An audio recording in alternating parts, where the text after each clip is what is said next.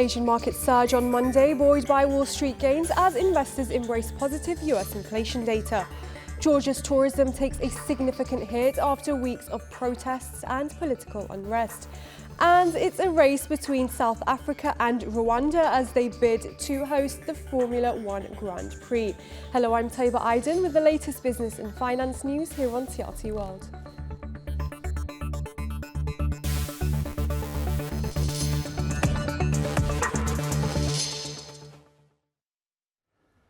Asian markets started the week off higher following Friday's gains on Wall Street. The Nikkei 225 climbed more than 1%, while the Topix was 0.79% higher as investors await the official announcement related to the merger of Japanese automakers Nissan and Honda.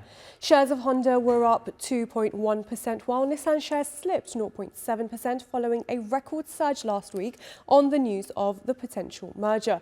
Last week in the US, all three major indices bounced back after milder inflation data rekindled hopes for potential policy easing and relief that Washington had avoided a government shutdown. Let's get more on this now with Farah Murad in Dubai. She's a senior market analyst at Equity Group. Good to see you, Farah. Firstly, investors seem to have welcomed the below forecast inflation data in the US. Talk us through why that is. Thank you, Taiba, for having me. I believe it's way beyond that. I mean, the PCE came 0.1% less than expected. Is it enough to initiate this huge rebound? I think this rebound was due. We need to remember by the end of the year, we always have this rebalancing of portfolios. We usually let go of some stocks that weren't really profitable, just to have lower taxation on it, just to also benefit from the gains that we had last year for some portfolio manager to look even better in front of investors. So we usually see this rebalance. And also we had the Fed meeting. We had this a little bit hawkish stance from the federal bank. This is why this rebound, especially on NASDAQ and S&P 500, was due. Now, the interesting thing would be Dow Jones and 10 consecutive drop in red. I think the main reason was actually this maybe moving towards risky assets. We saw NASDAQ jumping to higher highs. We saw this inflow to cryptocurrency. That's why I believe after 10 huge drops in Dow Jones recovery, rebound is due. And of course, better than expected inflation data would give us this headline that we need. So I think it's way beyond just the 0.1% less inflation than we expected. And we would probably continue to see this momentum till the end of the year. Less liquidity, definitely. So maybe moves would be more clear during this time. Meanwhile, this anticipated merger between Honda and Nissan is spurring some excitement. What would this deal mean for the Japanese auto market?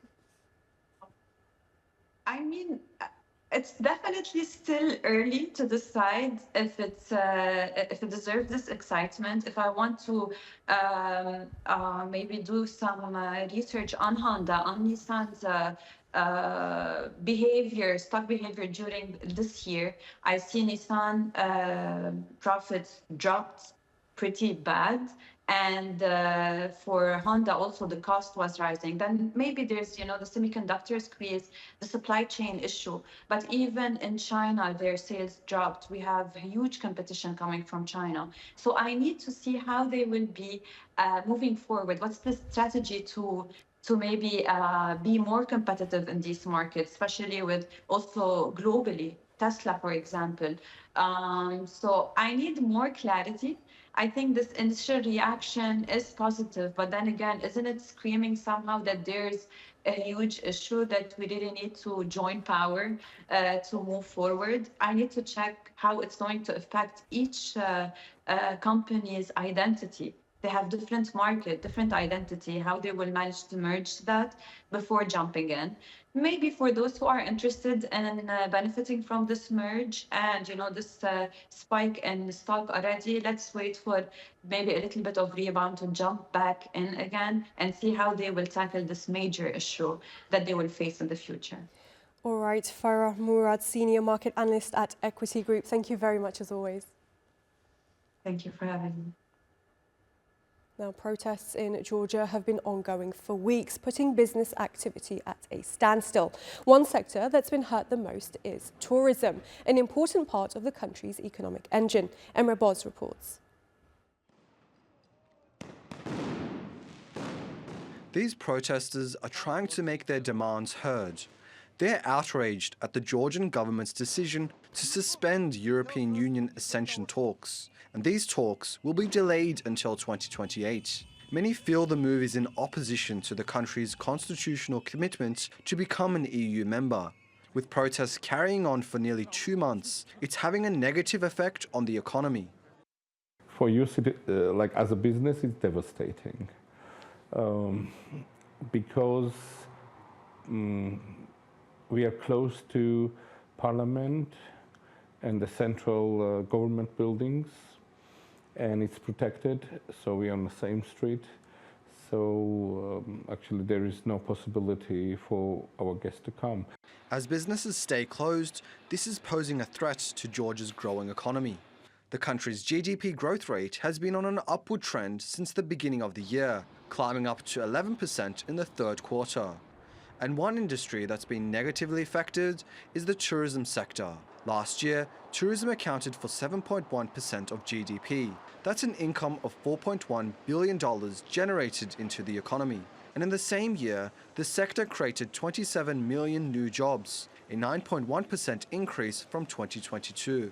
But now, not only are tourists no longer coming, but domestic demand in the country has also come to a halt. No, it's not a place right now to have a dinner or some kind of celebration. No, it's very close, and especially we witnessed brutality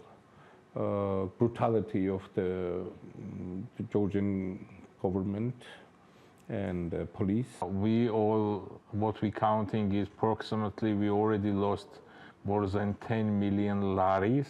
It's approximately about 3.5 million euros already been lost with the cancellation in the last 2 weeks. The US and the UK have announced sanctions against Georgian officials over the handling of the protests. But with the governments determined over their EU stance, it means that as protests continue, the economic losses will just keep getting worse. Emre Boz, TRT World. For more, we're joined by Valerie Chashi, a board member at the Georgian Strategic Analysis Centre. Good to have you on the programme with us, Valerie. Now, why has Georgia decided to end accession talks with the European Union? Well, it's a very strange decision which was announced by Mr. Irakli Kobakhidze, who claims to be prime minister, but a lot of people are treating elections which took place in Georgia on 26th of October as not fair and not free. So his decision triggered a lot of manifestations in Tbilisi, a lot of protests, which also poses risks to our economy. Right, and these protests have been ongoing for about a month now. How has it impacted business activity? Yeah, it impacted dramatically business activities, because at first glance, it may seem that Georgian economy is stable, but current policies of a ruling party, Georgian Dream, contains very serious risks, and it may drag us into very severe economic crisis. Why? Because Georgia is an open liberal economy, which is integrated very much in international economic and financial system. Our GDP is 30 billion, and our foreign trade is 21 billion US dollar, which is about 74%. And we are very much dependent on international markets, and there are very worrying signs already emerging. If we will stay like that, I think in 2-3 months we'll face very serious economic problems. Now, what about the tourism industry? It makes up a large portion of the country's GDP. How is that being impacted? Yeah, it has been dramatically impacted. So if you take the figures of first 9 months, it's actually almost the same as it was in last year, coming to 3.6 billion US dollar income. But lately, in late months, in October, November, I think that the tourism industry is facing a lot of problems. But that's not only tourism industry. Foreign reserves of the country decreased during 1 year from 5 to 4 billion US dollars. And remittances, which are also contributing to the payment balance of Georgia, also decreased impressively from 4.3 to 3 billion US dollars. As well as for example, foreign direct investments, which were at the very low level last year, less than 2 billion, but then further this year it declined decreased for 500 million US dollars, and by the end of the year we will not reach the level of 1.4 billion. These are very worrying signs. Plus, the point is that the politics of Georgian dream, which brings us into the political isolation, it will inevitably influence our economic cooperation with the global financial institutions who have been taking care about the macroeconomic stability of Georgia during last decades, like these institutions like IMF, Group of World Bank, and so on. So all these, the picture of future development is very gloomy, and we need as soon as possible to finish this political crisis. Otherwise, we will face very severe economic crisis as well.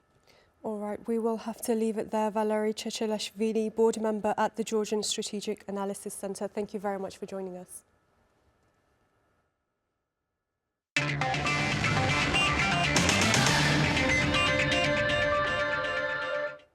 Now a quick look at some of the other top business stories from around the world.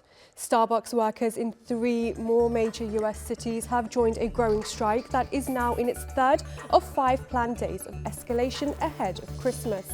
The strike expands to Boston, Massachusetts, Dallas, Texas, and Portland, Oregon, as of Monday, following the shutdown of nearly 50 stores nationwide. The union had been negotiating with the company since February, but talks broke down, leading to the strike announcement. Scandal hit Malaysian state fund 1MDB is suing Amacorp Group and its CEO for over $1 billion. The lawsuit claims Amacorp used shell companies to move the stolen money between 2009 and 2014, helping launder $7 billion through fake deals. 1MDB aims to recover the stolen funds and hold Amacorp responsible. Albania will block TikTok for a year starting in 2025 following a school fight linked to the app that resulted in a student's death. Prime Minister Edi Rama criticized TikTok's content outside of China as harmful, contrasting it with the educational content promoted within China. Neighbouring countries, including Kosovo and Serbia, have also reported risks from TikTok challenges. And UK sports streaming giant DAZN is buying Australia's Foxtel for $2.1 billion. The deal includes refinancing Foxtel's debt and the cash repayment of shareholder loans. News Corporation will retain a 6% stake and Telstra will hold 3%. The agreement is set to finalise by 2025, pending regulatory approval. Welcome back. We head to the UK now, where fresh data from HM Revenue and Customs reveals a concerning trend in the job market. Businesses across the country have shed nearly 200,000 jobs this year, raising red flags for the government and economic policymakers. Tulay Kalyon Haznederoğlu has more. Creating more jobs and getting more people into the workforce were some of the election promises of the UK's Labour government. The vacancies that are being advertised seem to be decreasing quite significantly. So what we've heard is that certainly one of the major companies that is involved in advertising for those jobs suggests that there's been a 13% fall in the last month alone. This is between October and November. And there has also been a fall year on year of about 26%. That's pretty substantial. And vacancies are also declining quite considerably. Unemployment is suddenly becoming a very, very big issue because it isn't. The real question is what happens ahead. In early December, the Bank of England reported more than half of the companies interviewed said they plan to cut jobs. According to HM Revenue and Customs data released on Tuesday, private sector employment has dipped by 1%, leaving just over 21 million people employed since the end of 2023. And according to figures from the Office for National Statistics, private firms posted only over 500,000 jobs in the 3 months to November, representing a 12% decline this year. The latest data also shows employment levels fell in December at the fastest rate since the global financial crisis in 2009, excluding the pandemic. On top of private sector jobs, the UK government has already announced plans to cut over 10,000 civil service jobs to free up funds. I think confidence needs to change. What we've seen is that business confidence has dropped very significantly since the budget, and that's a bit of an issue. So something needs to give. We're not quite sure what. There had been an expectation and a hope that interest rates were going to have come down faster than they have so far. The Bank of England, in its latest meeting, left interest rates unchanged. So that means that businesses and individuals still have that burden of high interest rates for any borrowing they have. So that is a concern. What might help is if indeed come the new year, we begin to see some faster drop in interest rates, but also if that confidence, particularly from consumers, improves a bit. It has also suffered recently. Critics blame the decline in the job market on Chancellor Rachel Reeves's budget. Britain's jobs market has been cooling in recent months. As the country navigates turbulent economic waters, the implications for both workers and policymakers remain critical. Experts warn that this trend could impact consumers and business growth, and it could also lead to a more aggressive rate-cutting cycle in 2025 by the Bank of England. Tülay Kalyon, Haznedaroğlu, TRT World, London. Joining us live from Kent in the UK is Nigel Nelson. He's a former political editor for the Sunday Mirror. Thanks for joining us, Nigel. Firstly, what sectors are being affected the most by these job cuts, and is the government doing enough to address it? Well, I mean, the big problem coming up is an employment tax rise, which comes in April. And businesses are saying that, look, we'll probably shed jobs because of that. Now, the sectors that are being affected are mainly the private sector. So at the moment, the public sector jobs are fairly vibrant. They're doing OK. As you just said, there is a proposal to cut 10,000 civil servants. But you're talking about a total of about 37 million people being employed. So on that basis, then, a 200,000 drop isn't that massive a fall. The real problems will come next year. Now, in the autumn budget, the government increased employers' national insurance contributions. Will companies pass the costs of higher taxes more to prices than wages? And what does this mean for inflation control? Well, I mean, the issue with that is that employers are talking about job cuts to pay for this national insurance rise. It's gone up from 13.8% to 15%. Now, bear in mind, everybody who has to pay more tax ends up squealing about it. So we'll have to see whether or not they cut jobs as they say they're going to. Predictions are there will be some adjustment in the employment market next year, but it should bounce back again in 2026. So again, we'll have to see. Now, yes, I mean, some of the costs will be passed on to customers. That will have an effect on inflation.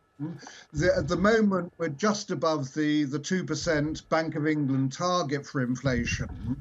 Now, until that comes down to 2%, we can expect some interest rate cuts next year, but it will be fewer of them and slower than was initially hoped. Right, and you did mention that this would get worse next year. Can you elaborate further on that? Yeah, I mean, I think that the real problem is that what the new Labour government was promising when they were elected 6 months ago is that our economic problems will be solved by economic growth. Now, some revised figures which came out, in fact, just a few minutes ago, show that in the third quarter between July and September, growth was zero. This is being blamed on fears about what the Finance Minister, Rachel Reeves, would do in the budget, and also the fact that Labour politicians were talking rather gloomily about the future of the economy. Obviously, we'll have to see if growth actually bounces back a little bit in the final quarter of the year when we get the figures there. But there is a danger that next year, I think that growth will be fairly flat. The big hope is that the plans are for greening the economy. That's predicted to create 650,000 jobs. The idea is that we'll have clean electricity by 2030. But again, that's a long-term thing. In the short term, I don't think there's much room for optimism. All right, Nigel Nelson, we will have to leave it there. Thank you very much for joining us. Panama's president has rejected Donald Trump's threat to put the Panama Canal under US control. The president-elect says the US foolishly ceded the canal back to Panama and that companies are now charged with what he calls ridiculous fees to pass through the waterway that links the Atlantic and Pacific Oceans. Since 1999, Panama has had full autonomy over the canal, through which about 14,000 ships pass every year. The canal is not under the direct or indirect control of China, the European Community, the United States, or any other power. As a Panamanian, I strongly reject any statement that misrepresents this reality. Every single square meter of the Panama Canal and its adjacent areas belong to Panama and will continue to belong to Panama. The sovereignty and independence of our country are non-negotiable. Switching gears now, and South Africa and Rwanda have submitted their bid to host Formula One Grand Prix races. The last time drivers took to the track in Africa was in 1993. Seven-time world champion Lewis Hamilton says there is a need for Africa to reclaim its place in the sport. Talha Duman has more. The high-octane thrill and roar of high-performance cars was last heard at South Africa's Kyalami Grand Prix circuit in 1993. And after 30 years of waiting, the prestigious motorsport could be making a comeback to Africa. I really think it's needed for Formula One to come to Africa. Maybe not everywhere, because obviously there are lots of places in the world, and we've got 24 races now, which are already quite a lot, but to come to Africa will be absolutely amazing, because it's one of the only continents where we don't race, and there's a lot of Formula One fans here, and it will be great to be able to have a race here. There's a lot of excitement and there's a lot of demand for it, so it's definitely got to happen. It has to happen. There's so many people on a Sunday afternoon who just sit at home and watch, Formula One. So there's definitely a market and there's definitely excitement for it to happen. Rwanda and South Africa are bidding to host a race in the 2027 F1 season. In December, Rwanda became the first African country to host F1's annual award ceremony. It all comes down to respect and giving everyone the chance to contribute where they can.